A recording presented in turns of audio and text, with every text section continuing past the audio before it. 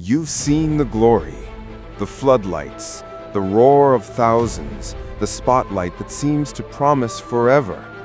But what if I told you the applause is the easiest part? That the moment the crowd goes silent, the real story begins. The story no one talks about. The silent death of an athlete's identity. When the cheers fade, who are they, really? They say an athlete's life is a dream, gold medals, record-breaking centuries, the world at their feet. But beneath the surface lies a truth far more fragile, more haunting. Because the career that defines you can also consume you. And when it ends, so does something else, something deeper than fame, something invisible. Consider the case of Rahul Dravid, the wall of Indian cricket, a man celebrated for his unwavering composure and dedication. To millions, he was a fortress, a symbol of resilience. But after retirement, Dravid faced a quieter battle, one of purpose and belonging. The roar of the stadium replaced by the silence of an empty room. No longer the hero, just a man searching for meaning beyond the crease. This is not just Dravid's story. It is the story of countless athletes across sports who find themselves lost in the void once their identity is no longer tethered to the game. What is identity really for an athlete? Is it the number on their back, the centuries scored, the wickets taken?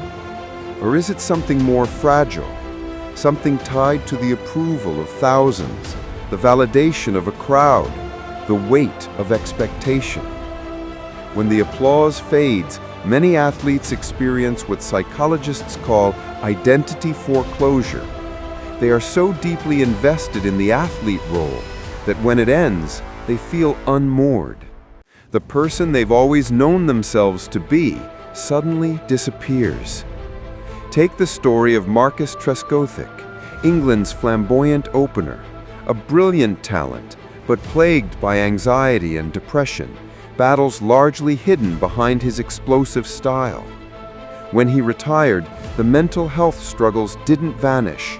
Instead, the loss of his sporting identity compounded the silence inside. Psychologists explain this as an existential crisis, a rupture in the very foundation of self. Imagine living your entire life in one identity, and then, overnight, it's gone. The applause stops. The jersey is folded. The locker is empty. It's a death that isn't marked by funerals or tears. It's a death that happens quietly inside the soul. And yet this silence often goes unnoticed by the millions who only see the highlights, the records, the trophies. The public rarely witnesses the athlete in their most vulnerable moments, the loneliness, the despair, the relentless questioning of self-worth. In the shadows of the stadium, athletes wrestle with questions most of us never ask ourselves. Who am I without my sport? What happens when I'm no longer the fastest, the strongest, the best? Am I still worthy of love, respect, and belonging? These questions can lead to dangerous places. Depression, anxiety, addiction. Statistics show retired athletes are at heightened risk. The very qualities that made them champions, discipline, perfectionism, competitiveness, can become chains, trapping them in cycles of self-doubt and isolation. Look at the tragic story of Philip Hughes, a gifted Australian cricketer whose career and life was cut devastatingly short. Behind his talent was a young man grappling with immense pressure, expectations, and the weight of sudden loss. His death shook the sporting world, but it also cast light on the fragility hiding beneath the mask of invincibility. But what about those who survive this silence? Those who manage to reclaim themselves from the ashes of their sporting life? Some find new meaning in coaching, mentoring, or entirely different careers. Others turn inward, learning to separate their self-worth from their achievements. It's a difficult transformation, a rebirth, but it's possible. The journey from I am an athlete to I am more than my sport is the most profound challenge many will ever face. Philosophers have long pondered the nature of identity. Are we the sum of our actions, or is there an essence beyond achievement? For athletes, the answer can be elusive. They are constantly defined by performance, measured by statistics, celebrated or condemned by the public eye. But what if true identity lies not in the applause, but in the quiet moments afterward?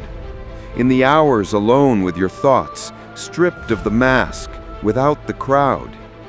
This is where healing begins. Because when the applause fades, we are forced to confront ourselves, raw, vulnerable, unguarded. It's painful, yes, but it's also necessary. And in that silence, there is an opportunity to rebuild, to discover who you are beyond runs scored, wickets taken, medals won. You are more than the game, more than the fame, more than the fleeting roar of the crowd. To athletes watching this, struggling with the emptiness after the spotlight dims, you are not alone. Your value is not limited to your performance. Your story is still being written beyond the field, beyond the stadium. And to us who cheer from the sidelines, remember this: behind every celebration, there is a person wrestling with their humanity.